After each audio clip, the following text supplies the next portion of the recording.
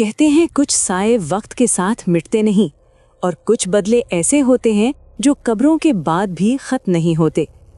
आज की कहानी एक ऐसे राज से शुरू होती है जिसका अंजाम मौत से भी ज़्यादा खौफनाक है।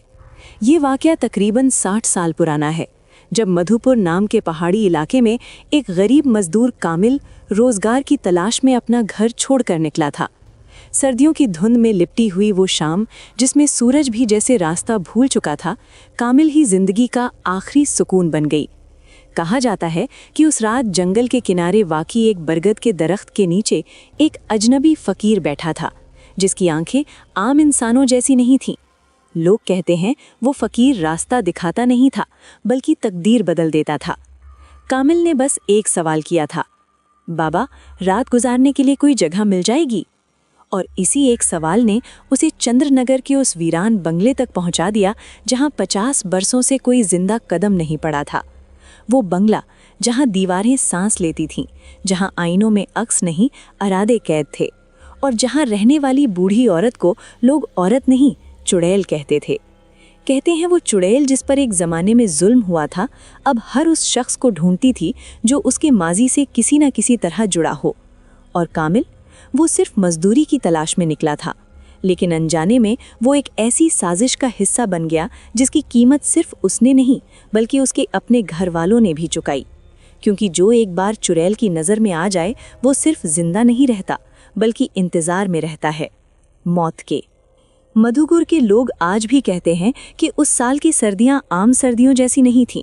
धुंध सिर्फ मौसम में नहीं थी, लोगों के दिलो दिमाग में भी उतर चुकी थी। सूरज दिन में भी पूरी तरह निकलने से कतराता था और रातें गैर मामूली तौर पर लंबी महसूस होती थीं। इन्हीं दिनों कामिल, जो पेशे से एक मामूली मजदूर था, अपने घर की गुर्बत से तंग आकर रोजगार की तलाश में मधुपुर से निकल पड़ा।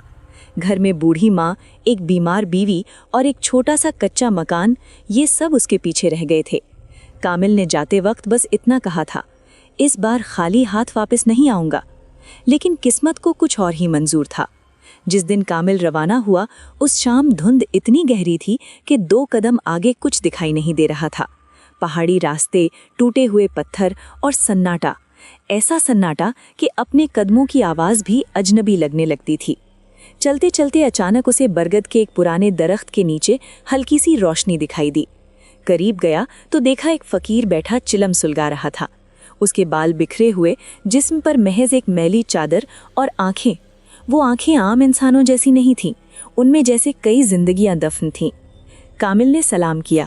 फ़कीर ने सलाम का जवाब नहीं दिया, बस गहरी आवाज़ में कहा, मधुपुर से हो ना?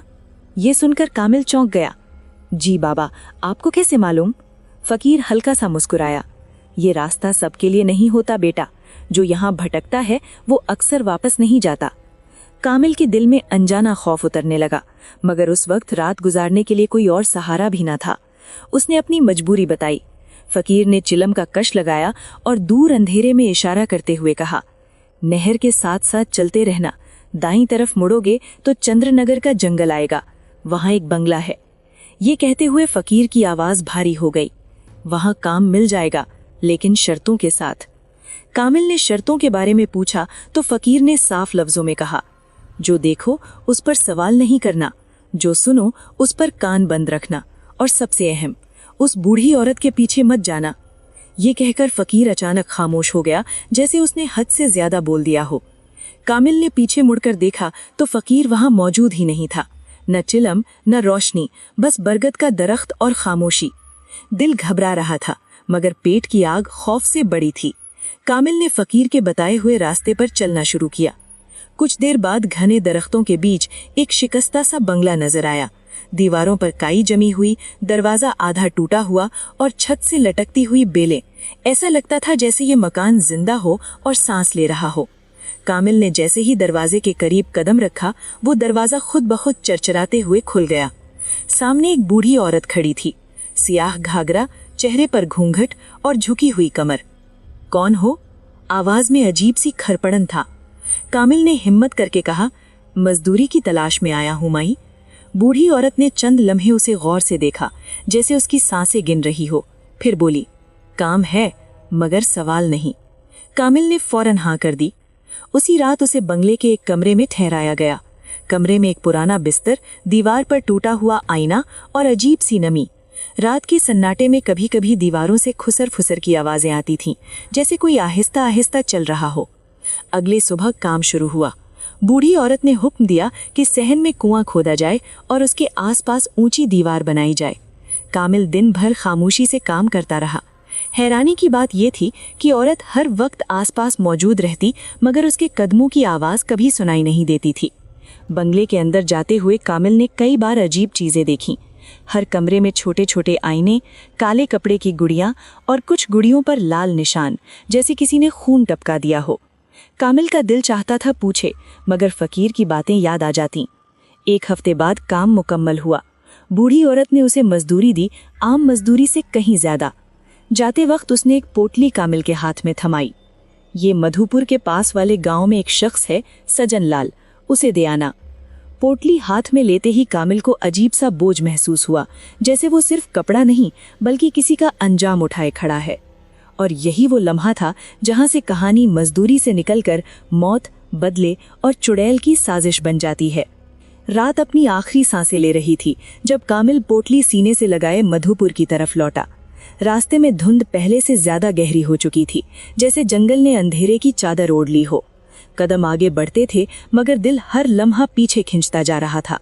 पोटली के अंदर से कभी कभी हल्की सी सरसराहट सुनाई देती, जैसे कोई सोया हुआ नहीं बल्कि जागता हुआ हो।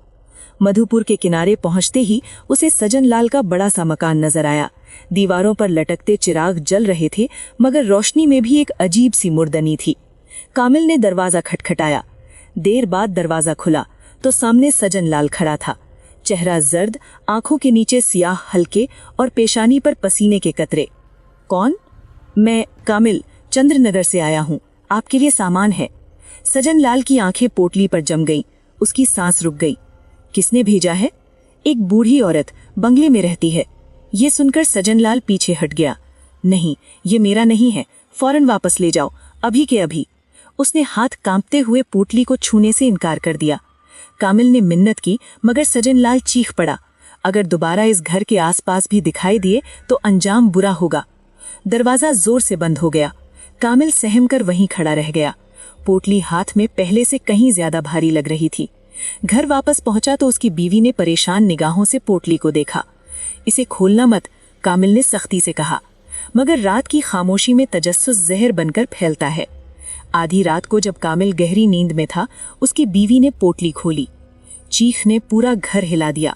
पोटली के अंदर काले कपड़े में लिपटी हुई चीजें थीं, बाल, सुइयां, तावीज और एक काली गुड़िया जिसके कपड़े बिल्कुल उसकी बीवी जैसे थे। गुड़िया की आंखों के गिर्द लाल निशान ऐसे थे जैसे अभी अभी किसी ने उंगलियां डुबोकर लगाए हों। सुबह होते ही गांव में शोर मच गया। सजन लाल और उसकी बीवी मर चुके थे। लोग कहते थे दोनों की लाशें कमरे में लटकी मिली हैं, मगर दरवाजा अंदर से बंद था। जिस्म ऐसे मुड़े हुए जैसे किसी ने कपड़े की गुड़िया को मरोड़ दिया हो। कामिल के कदम लड़खड़ा गए। उसे पोटली, बंगला और बूढ़ी औरत सब एक ही सांस में याद आ गए। वो फैसला कर चुका था, पोटली वापस करनी है। चंद्रनगर पहुंचते ही उसने देखा कि बंगले पर बड़ा सा जंग-आलूद ताला लगा है।